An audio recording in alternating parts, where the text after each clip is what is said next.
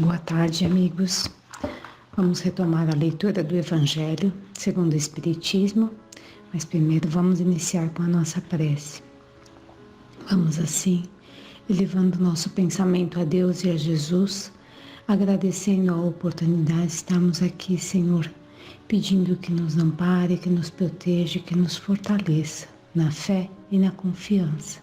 Que proteja todos os nossos irmãos que se encontram nos hospitais, nas ruas, aqueles que estão passando pela prova da doença. Pedimos que Deus o ampare, os proteja e os fortaleça na fé e na confiança em Deus. Pai nosso que estás no céu, santificado seja o teu nome. Venha a nós, Senhor, o teu reino e seja feito, Pai, a tua vontade, assim na terra como no céu.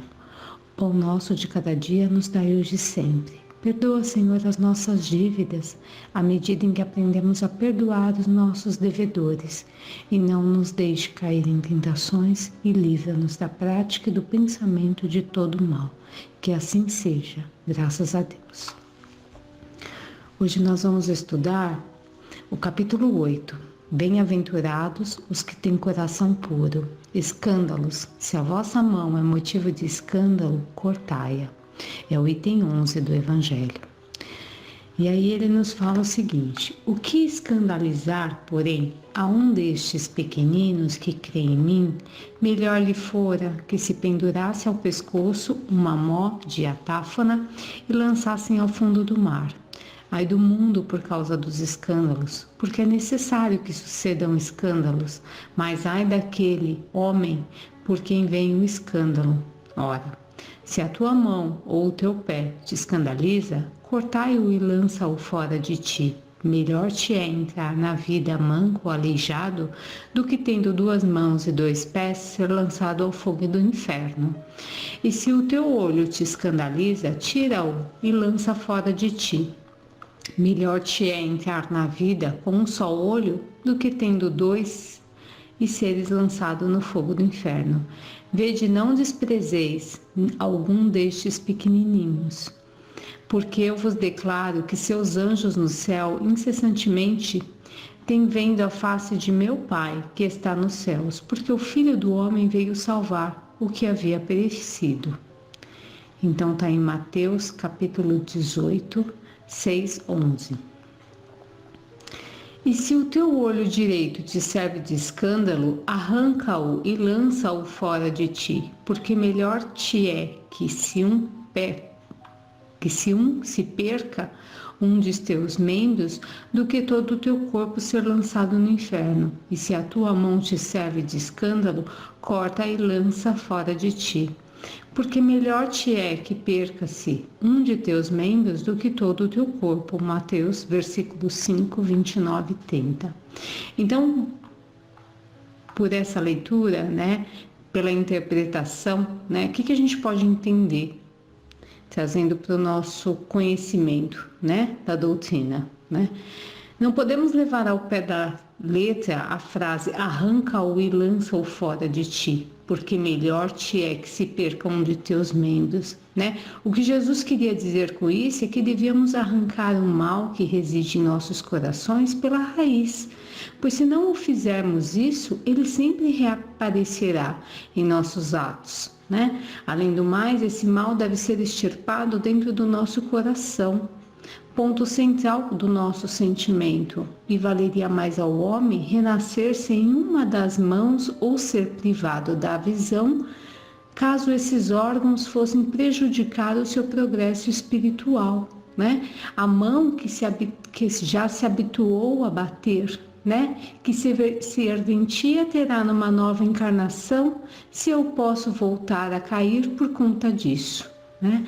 E continuando, né? Em seu sentido vulgar, escândalo é tudo aquilo que choca a moral ou as conveniências de maneira ostensiva. O escândalo não está propriamente na ação, mas na repercussão que ela pode ter. A palavra escândalo implica sempre a ideia de certo estrépito. Muitas pessoas se contentam com evitar o escândalo por ser orgulhoso. Sofreria com ele e a sua consideração diminuiria entre os homens, procurando ocultar as torpezas, o que lhes basta para tranquilizar a consciência. Esses são, segundo as palavras de Jesus, sepulcros brancos por fora, mas cheios de podridão por dentro, vasos limpos por fora, mas sujos por dentro. Então, eu tento esconder aquilo que tem dentro de mim, do meu pensamento, né? As minhas dificuldades, mas elas ainda estão dentro de mim, né? E aí, no sentido evangélico, a acepção da palavra escândalo, tão frequentemente empregada, é muito mais ampla, motivo pelo que não é compreendida em certos casos. Escândalo não é somente o que choca a consciência alheia, mas tudo o que resulta dos vícios e das imperfeições humanas, todas as más ações de indivíduo para com indivíduo, com ou sem repercussão.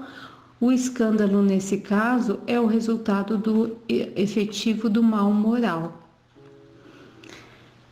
É necessário que sucedam os escândalos no mundo, disse Jesus, porque os homens, sendo ainda imperfeitos, têm a inclinação para o mal, e porque as más árvores dão maus frutos, devemos, pois, entender por essas palavras que o mal é uma consequência da imperfeição humana, e não que os homens tenham obrigação de praticá-lo.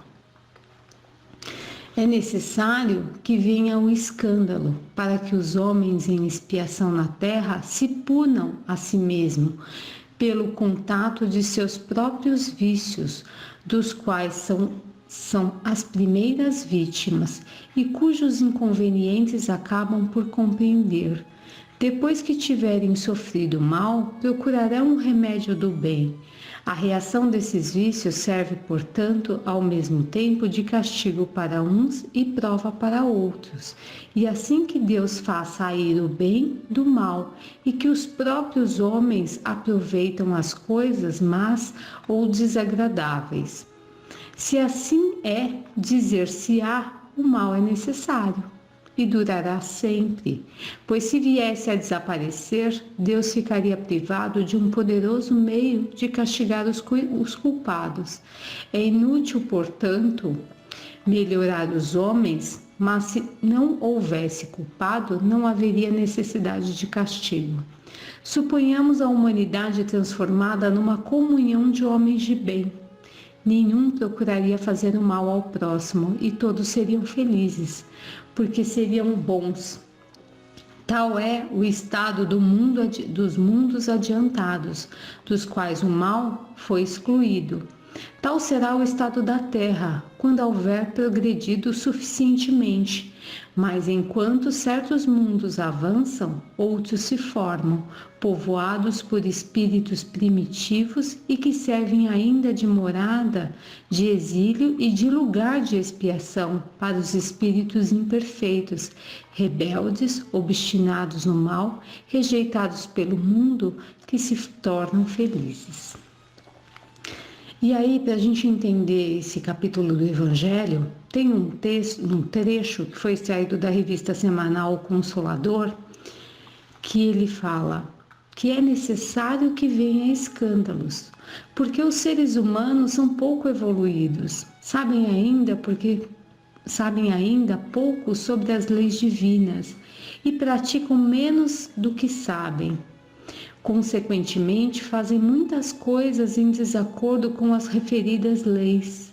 É preciso entender por essas palavras que o mal é uma consequência da imperfeição dos homens e não que haja para eles obrigação de praticá-los. Não somos obrigados a praticar o mal. O mal, na verdade, ainda reside dentro de nós, né?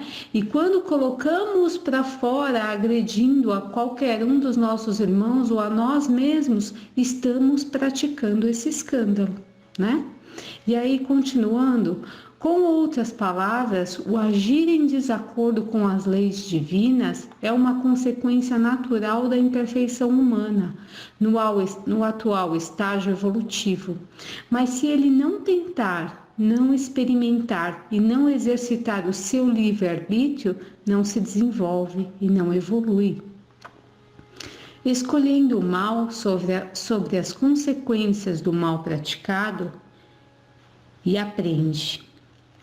Escolhendo o bem, agindo corretamente, evolui mais depressa. É o nosso livre-arbítrio, né?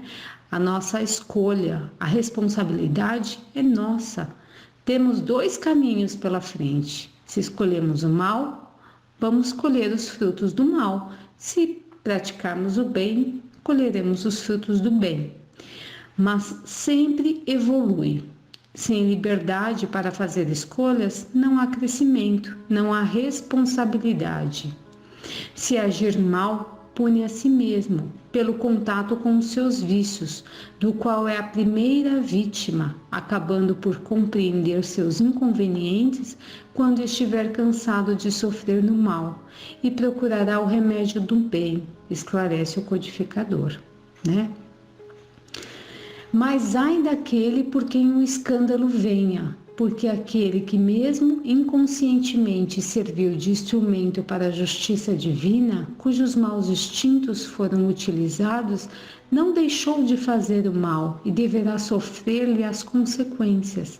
Esta e várias outras passagens dos ensinos de Jesus só podem ser bem compreendidos à luz da doutrina espírita, conforme disse Allan Kardec. Muitas coisas não podem ser compreendidas sem a chave que delas nos dá o Espiritismo. E olha a nossa responsabilidade diante do conhecimento da doutrina, né? Estamos sabendo as consequências dos nossos atos, já temos o conhecimento, né? E qual é essa chave? A reencarnação, né? A existência e a pré-existência do espírito após a morte, né?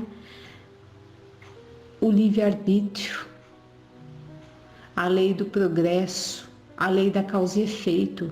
Com esses ensinamentos entendemos que o ser humano é ainda pouco evoluído e que mesmo inconscientemente age em desacordo com as leis divinas, porque não é um ser pronto, não estamos acabados ainda, estamos em processo de evolução e à medida que formos desenvolvendo essas qualidades que foram colocadas em nós por Deus, desde o início vamos compreendendo as leis e nos harmonizando perante ela, né? E assim vamos deixando de errar e consequentemente deixaremos de sofrer, né?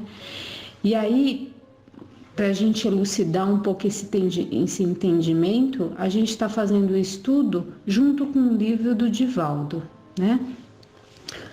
Do livro Jesus e o Evangelho, à luz da psicologia profunda, psicografado por Divaldo, de Joana de Ângeles, tem um capítulo, é o capítulo 9, o item 9, né, que se refere ao capítulo 8 do Evangelho, no item 12, que ele fala o seguinte: ai do mundo por causa dos escândalos. Mateus, versículo 18 e 17. Tudo aquilo quanto violente o equilíbrio, o estabelecido, constitui um escândalo, uma irreverência atentatória contra a ordem. Como consequência, os efeitos do ato danoso produzem ressonância, desarmonizando o indivíduo e com ele o grupo social no qual se encontra situado. Por constituir um desequilíbrio daquele que o pratica, o escândalo, sob o ponto de vista da psicologia profunda, é manifestação da sombra que permanece vertiginosa expansão no ser humano, gerando vícios e hábitos mórbidos que levam a desaires profundos e perturbadores, já que terminam por afetar aqueles que lhe compartem a convivência, a afetividade. Invariavelmente, nesse caso, é de natureza íntima, e ninguém toma conhecimento porque permanece agindo no lado escuro da personalidade, fomentando distúrbios emocionais e comportamentais de variado porte, que se transformam em conflitos de consciência, quando defrontados com o ético, o social e o espiritual. Quase sempre o indivíduo mergulhado na sombra de que tem dificuldade de se libertar, disfarça as imperfeições, projetando a imagem real de um comportamento que está longe de possuir, mas que se torna não raro severo para com os demais e muito mais tolerante para com os próprios erros. É conveniente para nós, né? Conveniente. Somos coniventes com nossos erros e rígido para com os erros dos outros. Estabelecida essa transferência psicológica de conduta, passa a viver em torvelinho de paixões e tormento de aflições, que procura disfarçar com habilidade. O lamento do homem, Jesus, sobre o escândalo é portador de uma invulgar energia nos seus discursos, convidando às atitudes que seriam absurdas se consideradas na letra neotestamentária, que conclama a eliminação do órgão por intermédio de qual se processa o escândalo, antes que despertar na vida além do corpo com o seu modelo perispiritual degenerado.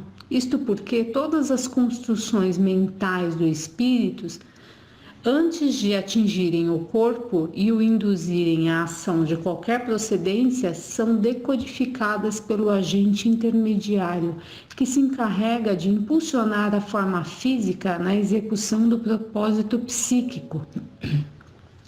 Assim sendo, compreensivelmente, a matéria não é responsável pelas ações pelas ações a que vai induzida, razão porque fortalece a fraqueza de caráter, de vontade, de ação, pertence ao espírito e não ao corpo, que sempre reflete a origem de onde procedem. Então, o que ele está falando aqui para a gente, né? Do que adianta eu tirar um órgão, aquele que está sendo alvo de escândalo, né? Arrancar os olhos, cortar as mãos, se o mal ainda reside em mim, né? O mal está dentro de mim, vem do espírito, das minhas tendências. Então eu tenho que arrancar isso do meu coração, como ele nos diz lá no início do Evangelho.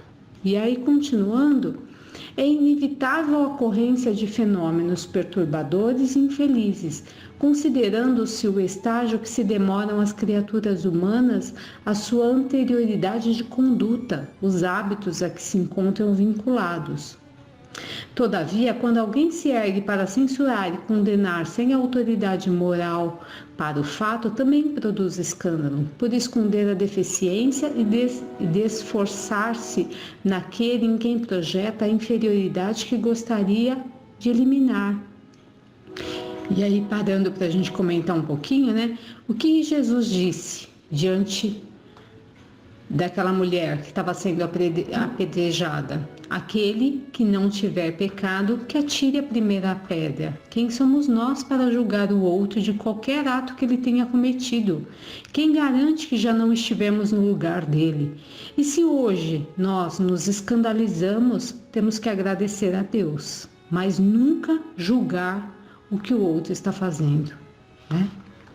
E continuando, nessa proposta encontra-se embutido também o dever que todos cumprem, que é respeitar as decisões e ações do próximo, porquanto quem se levanta para impedir o processo de desenvolvimento do outro, seja por qual motivo for, realiza um escândalo de agressão ao seu livre-arbítrio, envolvendo na sua sombra de que não se consegue libertar. Então, lembremos-nos do papel do nosso anjo da guarda, o nosso espírito protetor, que nos intui, nos auxilia, mas jamais nos pega no colo e nos carrega pela prova, né? Ele nos indica o caminho, ele nos intui o caminho correto, mas a liberdade de escolha é sempre a nossa.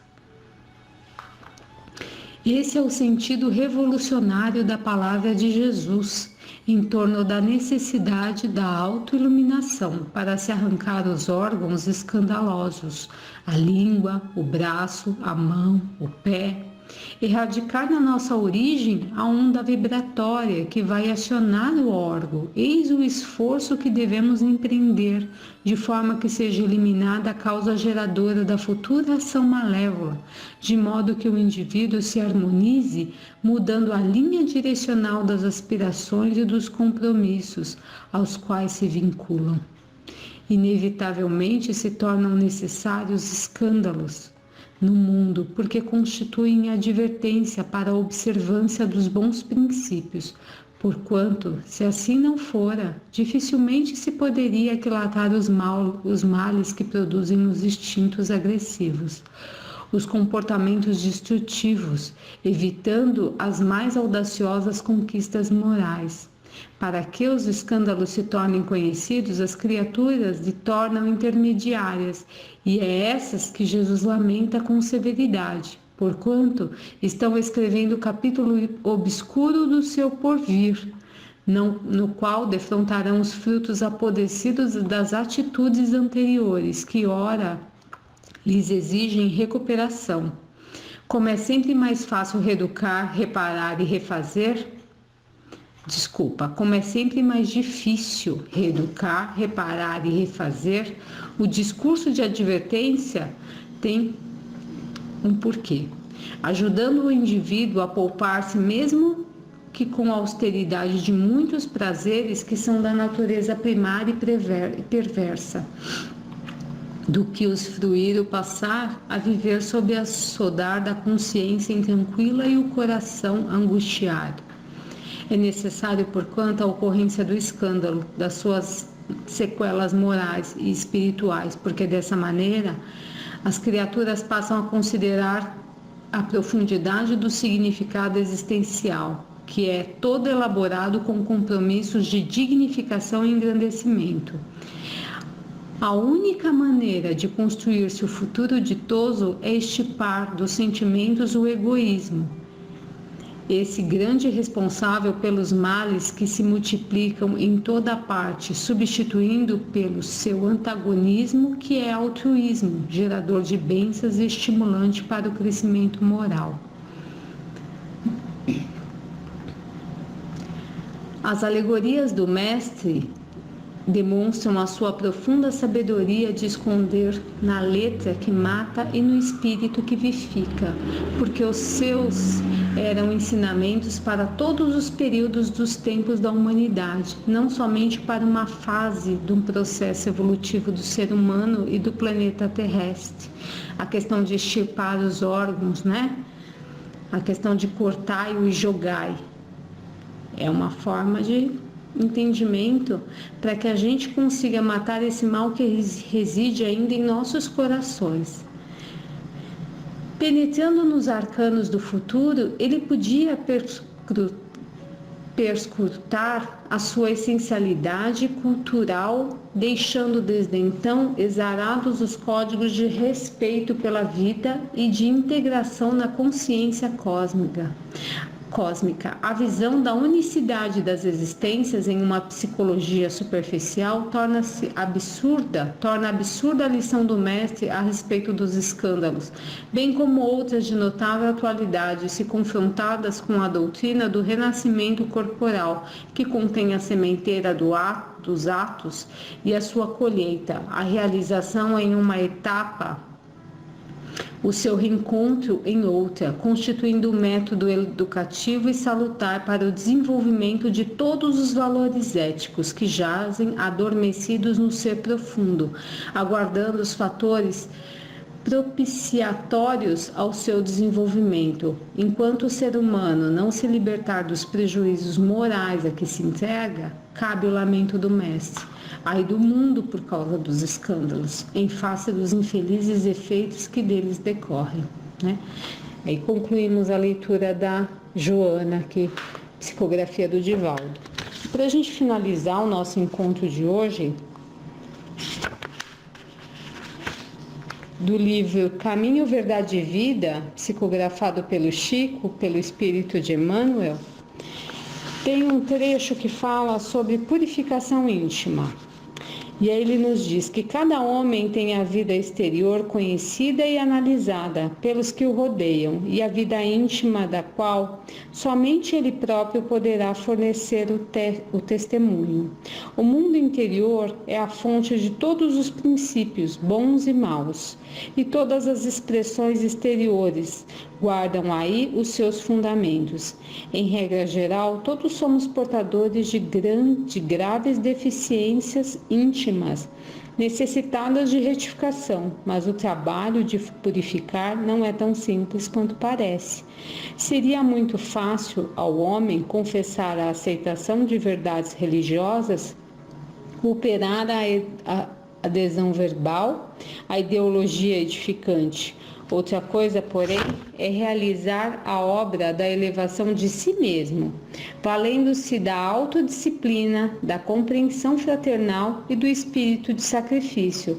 O apóstolo Tiago entendia perfeitamente a gravidade do assunto e aconselhava aos discípulos a limpassem as mãos, isto é, retificassem as atividades do plano exterior, renovassem suas ações ao olhar de todos, apelando para que se efetuasse igualmente a purificação do sentimento no recinto sagrado da consciência, apenas conhecido pelo aprendiz na soledade indevassável de seus pensamentos. O companheiro valoroso do Cristo, contudo, não se esqueceu de afirmar que isso é trabalho para os de duplo ânimo, porque semelhante à renovação jamais se farão somente à custa de palavras brilhantes. Então, por hoje é isso, meus amigos. Vamos encerrando, agradecidos a Deus, né? E até a próxima. Obrigada.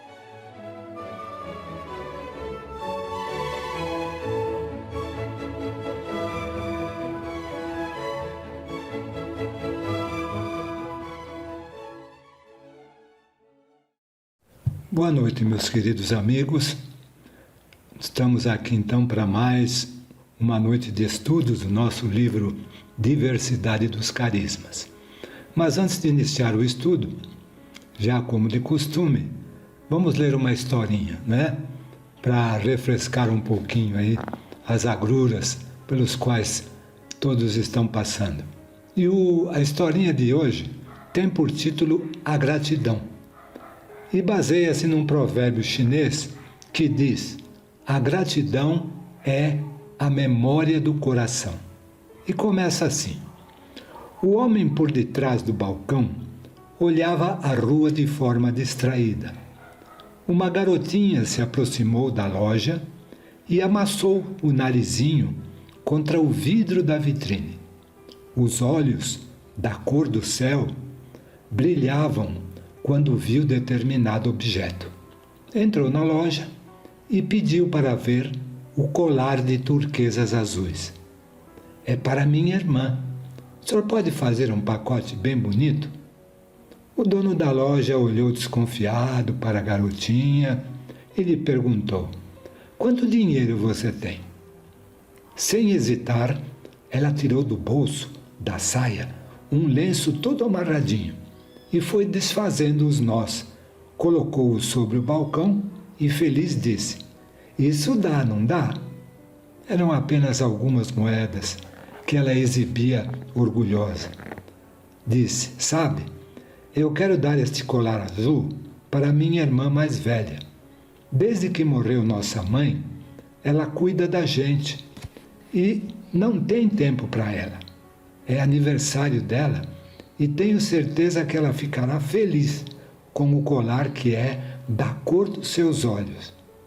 O homem foi para o interior da loja, colocou o colar em um estojo, embrulhou com um vistoso papel vermelho e fez um laço caprichado com uma fita verde. Tome, leve com cuidado. Ela saiu feliz, saltitando pela rua abaixo. Ainda não acabara o dia, quando uma linda jovem de longos cabelos loiros e maravilhosos olhos azuis adentrou a loja. Colocou sobre o balcão o já conhecido embrulho desfeito e indagou: Este colar foi comprado aqui? Sim, senhora. E quanto custou? Ah, falou o dono da loja. O preço de qualquer produto da minha loja é sempre um assunto confidencial entre o vendedor e o freguês. Mas a moça continuou. Mas minha irmã tinha somente algumas moedas. O colar é verdadeiro, não é? Ela não teria dinheiro para pagá-lo. O homem tomou o estojo, refez o embrulho com extremo carinho, colocou a fita e devolveu à jovem. Ela pagou o preço mais alto que qualquer pessoa pode pagar, disse ele. Ela deu tudo o que tinha. O silêncio encheu a pequena loja e 2 lágrimas rolaram pela face da jovem, enquanto suas mãos tomavam o embrulho e ela retornava ao lar emocionada. Então, até aqui, a nossa historinha, e nós já vamos então passar para o nosso estudo. Nós estamos então já no fim do capítulo 7, que falava acerca do condomínio espiritual. Nós vamos ler hoje o item 6, que tem por título Manifestação Mediúnica de uma Condômina. Nós vimos aí as dificuldades, as agruras que a Regina tem passado, não é? Ou melhor, passou com a sua mediunidade, com as coisas que aconteceram com ela, conforme a gente narrou aí, o caso da visita da chácara, e depois, quando ela foi passear na cidade, em Copacabana, e também não se lembrava disso. E vamos ver então, na continuidade aqui, o que é que ele nos tem a dizer. Já no caso citado de Henry Exworth, o sensitivo era um garoto de 3 anos, quando teve um desmaio, ou seja, uma ausência, e só iria despertar 43 anos depois, aos 46 anos de idade, casado com uma mulher que ele nem conhecia e com filhos que a rigor não eram seus, embora gerados na esposa com a participação do seu corpo físico, que nesse interim fora ocupado rotativamente por várias entidades. Eu estou certo de que a ciência ainda está achando que essas personalidades são fictícias, desdobramentos da personalidade central, facetas ou até cisões desta. Na realidade, porém, são espíritos autônomos que vivem em condomínio, disputando a posse de um mesmo corpo. Em nossas experiências mediúnicas, ao longo dos anos, tivemos uma única oportunidade, infelizmente uma só, de conversar com um dos espíritos que partilhavam um condomínio desses, no corpo da jovem esposa de um amigo que nos procurou para conversar sobre o assunto que o deixava aturdido. O caso era semelhante ao de Regina nas suas estruturas, ainda que não nas consequências, de vez que já se agravara pela consolidação do domínio de uma comunidade de espíritos desencarnados sobre a companheira encarnada. Havia entre eles uma espécie de pacto ou acordo e até uma certa disciplina para que cada um destes tivesse sua oportunidade de sair com o corpo da única que era de fato encarnada. Ao que pudemos apurar, eram todas mulheres e tinham tendências diversas e temperamentos também diferentes, como é de se esperar em pessoas diferentes. Uma era mais caseira e gostava de cuidar das crianças. A outra, um tanto infantil, eu pergunto, será uma criança também? Brincava com os filhos do casal. Uma terceira, ainda, apresentava uma forte conotação política na sua formação e envolvia-se com grupos ativistas que punham o pobre marido em polvorosa. A que veio nos falar, utilizando-se dos recursos da mediunidade, manifestou-se como qualquer espírito, sendo muito franca e não fazendo mistério algum. Sim, ela participava do grupo, entrosavam-se bem e estavam muito satisfeitas com o arranjo. A outra tinha com elas um compromisso que ela não esclareceu, mas que mencionou discretamente. E não conseguiríamos desfazer o grupo, no qual imperava certa harmonia de interesses.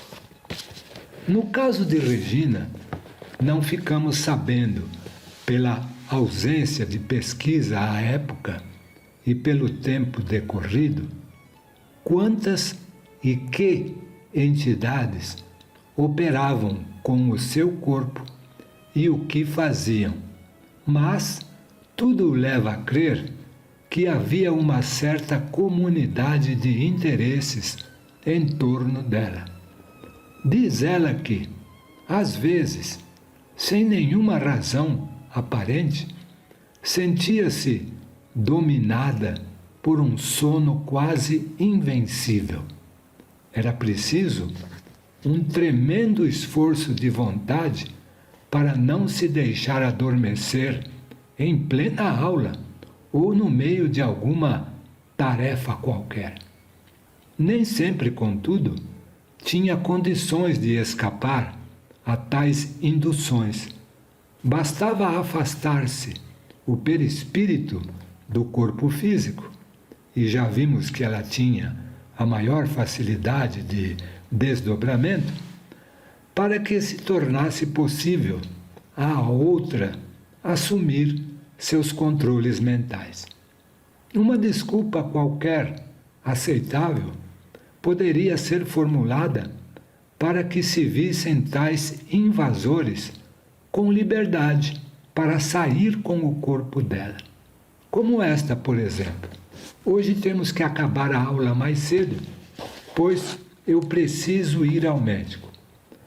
Por outro lado, convém considerar um importante e dramático aspecto, o de que a memória dos eventos ocorridos durante as ausências, quando o corpo físico fica entregue a outro espírito, não fica como o dono do corpo, e sim como o espírito invasor ou possessor. Daí porque, ao retomar o corpo em um local distante daquele em que deveria estar naquele momento, Regina sofria um angustiante período de perda de identidade, até que conseguisse retomar todos os seus controles mentais no corpo e lembrar-se novamente de que era Regina e acabara de se perder por mais algum tempo, sem saber onde estivera e fazendo o quê. Vamos então ao item 7, que tem por título A Professora de Piano. Debatendo com ela, Regina, esses aspectos, ao escrever esse capítulo, ela achou lógica e razoável a formulação teórica, concordando com a tese de múltipla personalidade ou condomínio espiritual, aplicado aos fenômenos, embora essa hipótese não lhe houvesse ocorrido antes. E acabou por lembrar-se de mais um episódio que demonstra essa incrível, mas autêntica realidade. Certa vez, quando deu acordo de si, ou seja, ao despertar de uma de suas costumeiras ausências, ela estava na casa de uma senhora, num bairro distante e desconhecido. Não conhecia também a senhora, mas percebeu a tempo que acabara de contratá-la como professora de piano. Estranhou muito a situação, mas conseguiu contorná-la.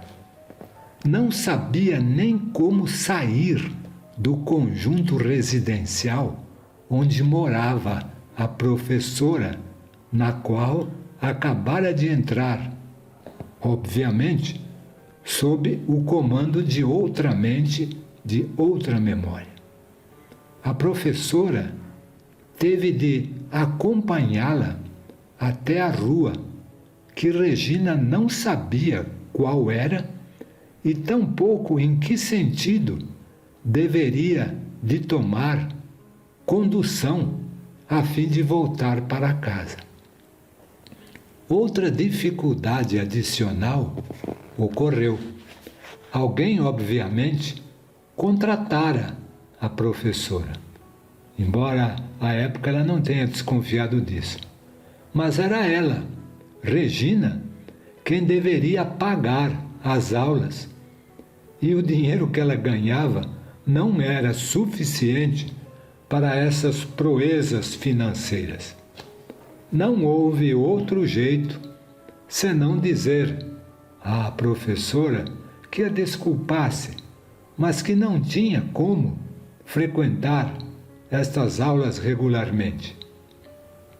Sem suspeitar do drama que ela vivia, e nem a própria Regina o sabia, a esta altura, a generosa professora resolveu dar-lhe lições gratuitas.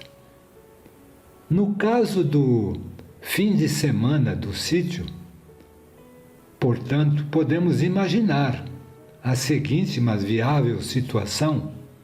Regina deitou-se normalmente para dormir, digamos, no sábado, à noite, ou teve uma das suas ausências à tarde. Prontamente, alguma entidade estranha apossou-se de seu corpo e articulou o passeio do fim de semana.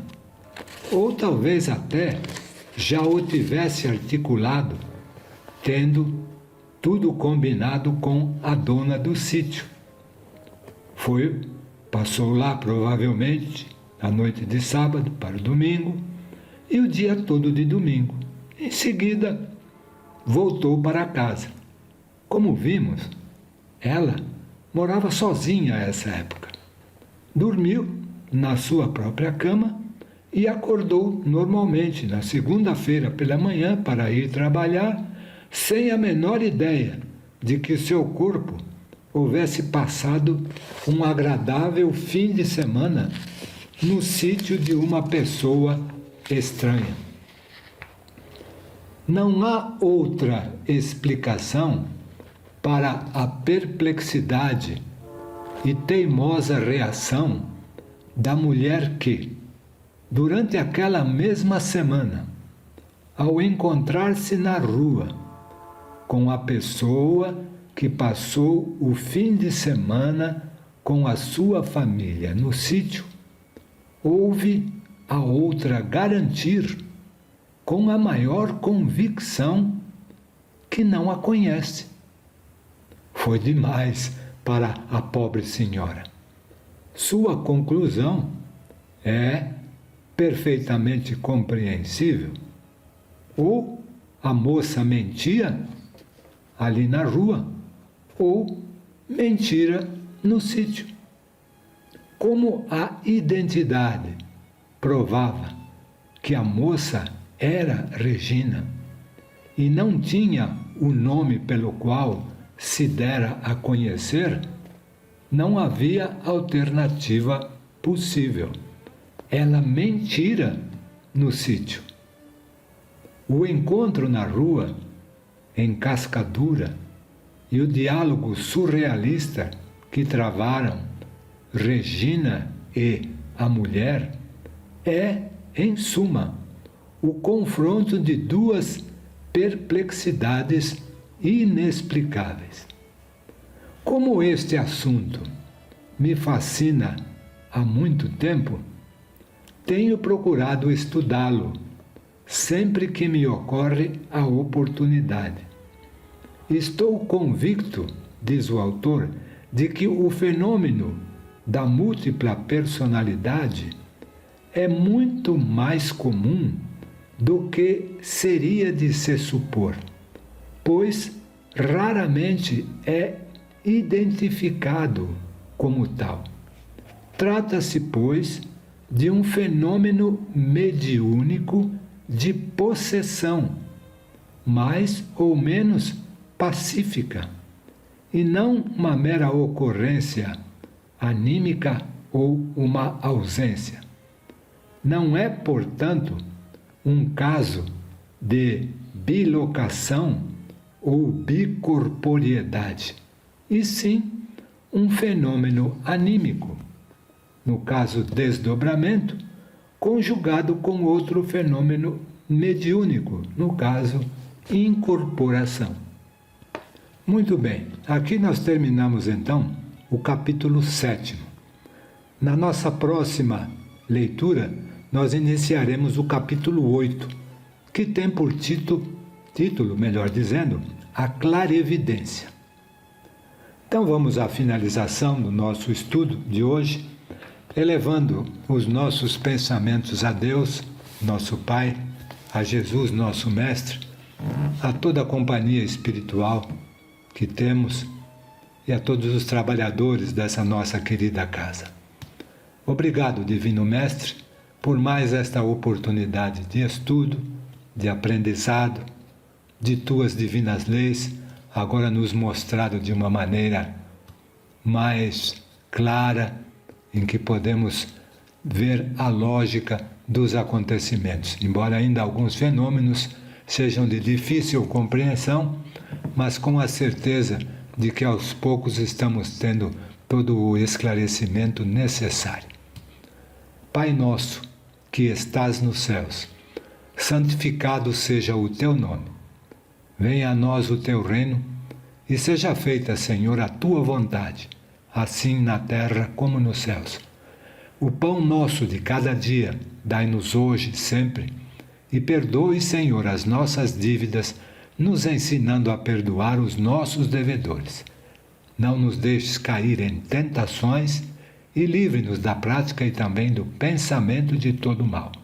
Pois teu é o reino, o poder e a glória para todo o sempre. Que assim seja, graças a Deus.